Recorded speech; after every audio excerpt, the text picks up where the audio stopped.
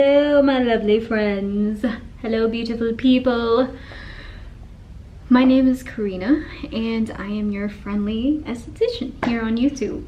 And I just opened up my own space, which is the one that I'm currently in. And I just want to share some words of advice from someone who has been there and done that. I just wanted to let you guys know that nothing is impossible. I know that there are a lot of new beauty students out there. I was one a couple years ago, and I just branched out on my own this year.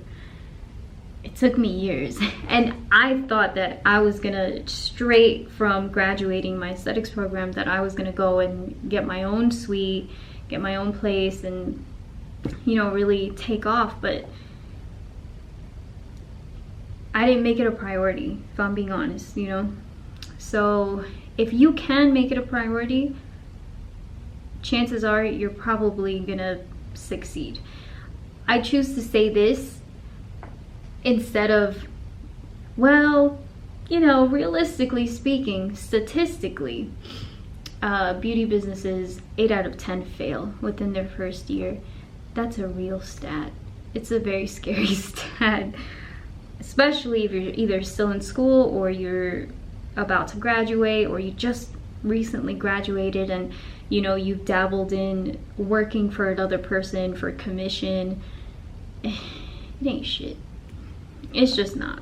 It's not happy time, having someone else dictate how much money you're making, essentially. Little story, all right? I just want you to understand that it's not all it's cracked up to be. Working for someone like another esthetician and you're just on her team, My last job, I was strictly a lash artist, a volume lash artist, and a volume lash set typically was $200. Since I was new, I wasn't new to lashing. I had been lashing for a couple years, but I was new to lashing there. So what the owner ended up doing was giving me all like the difficult clients, all the Groupons, and just any clients that she kind of just didn't want to deal with anymore. Little by little, I was never booked out for a week or anything like that. One day, I wasn't like masterful at volume lashes, but that's what she needed. And I did have some experience with it, but I wasn't fast. Like, I wasn't doing a full volume lash set by hand, like making the volume fans by hand in less than 2 hours, And she told me that she would take the time to teach me and we would be good and whatever. Never took the time to teach me. This girl was, first of all, she was younger than me. Her customer service was deplorable. Like, out of everyone that worked there, hers was the worst, and she was the owner. So she was the leader, of the whole entire team, and there was like 4 or 5 of us.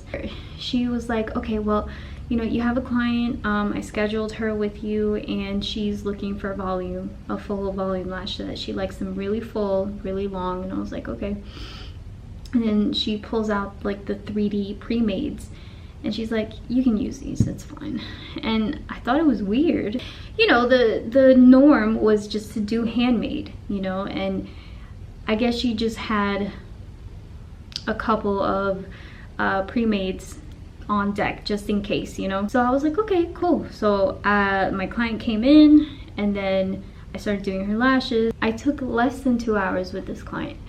And again, just reminding you that a full volume set is $200. I was feeling really good about myself. Oh yeah, I finished it. They look great, And then I get to the cash register to ring her out, and my commission at the time was $50. So 50-50, I'd be getting 100. Whenever I went to work, I had to make the best of it, you know, I had to cram as many people in. So I'm about to check her out, and the owner comes up behind me really fast and like changes the price to $80. That's $40. Are you kidding me? And some of you might be like, oh, well, yeah, but you use pre-made, so they're not even like real volume fans. Yes, that's true.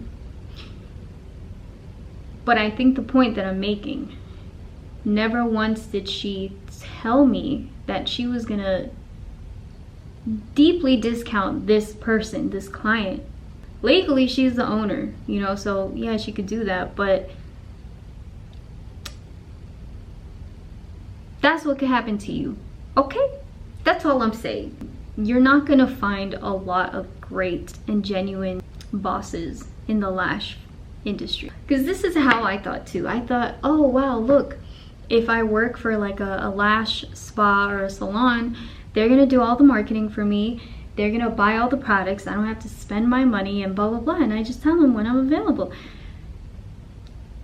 If only it was that honest. It might happen like that for the first couple weeks, but then, you know, you notice that you end up staying after your time, because either you're learning and your boss is telling you, hey, you know, why don't you just stay over and practice, you know, and you're not even thinking, wait, but I'm not even getting paid for the time that I'm here, because it's about money.